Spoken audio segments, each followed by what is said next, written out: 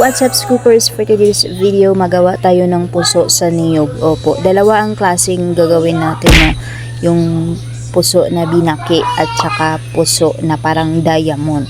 So ito yung nakikita nyo sa sa street food, pinapartnera ng barbecue or mga proven na ganyan. Mahirap pala i-describe kung paano gagawin tong puso, pero sundan nyo na lang, no?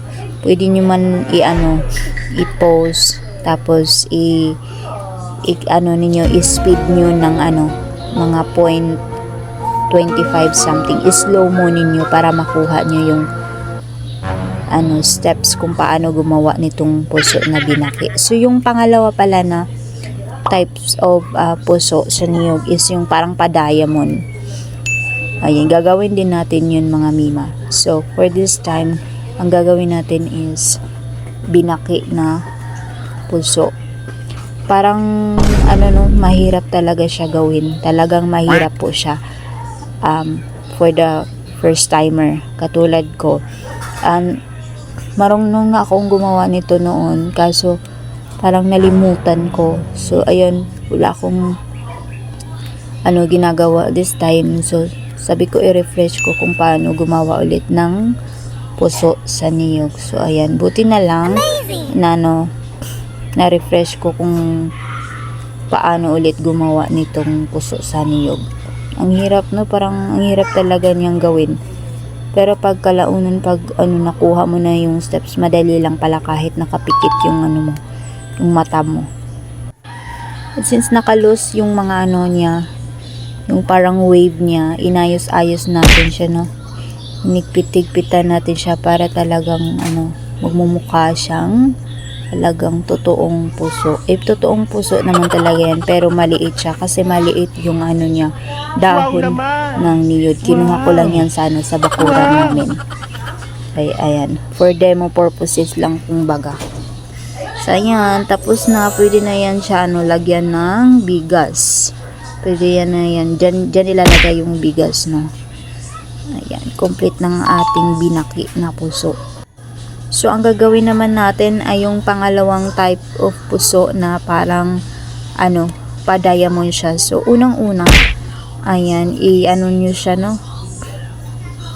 Parang i-wrap pa din, pero ganyan yung pagka-wrap niya. Sundan nyo lang, i-slow mo nyo lang. Punta kayo sa settings ng YouTube nyo, tapos i-slow mo nyo yung speed. Pasensya na. Sige, yan. Nalimutan ko, nagbi-video pala ako. Yung kamay ko, nangangalay na. Sabi ko, ibalik ko ulit yung kamay ko sa sa front. Pero ganyan siya. Ni-refresh ko tong yung parang pa-diamond na puso sa niyog kasi nalimutan ko. Nakailang take din ako niyan. Siguro naka 5 times ako bago ko nakuha ulit kung paano gawin yan. Ayan, dapat nagka-cross pala. Papaturo kasi sana ako sa mama ko, busy siya kasi malilate na daw siya sa brigada eskwela. Kaya ayan, tinatyagaan ko na lang kung paano mag-ulit gumawa nitong yung puso sa niyog na naka-diamond style. Ito yung kadalasang nakikita natin sa street food, no? Pa-diamond talaga yung style. Bakit sarap talaga yung puso, no? Sarap talaga kainin. Tapos papartnera ng mga chicken, mga barbecue, ganyan. Tapos lechon, ay super ang sarap. So ganyan, medyo mas mahirap siyang gawin kaysa yung binaki na puso kasi madali lang. Pero ito parang nakakalito talaga siyang gawin, no. So after almost 48 years, ayan na siya. Na-form na natin siya ng diamond. Yung parang nakikita na natin yung destination. Yung feeling na ay lapit ko nang matapos. Ayan na, sakto na yan.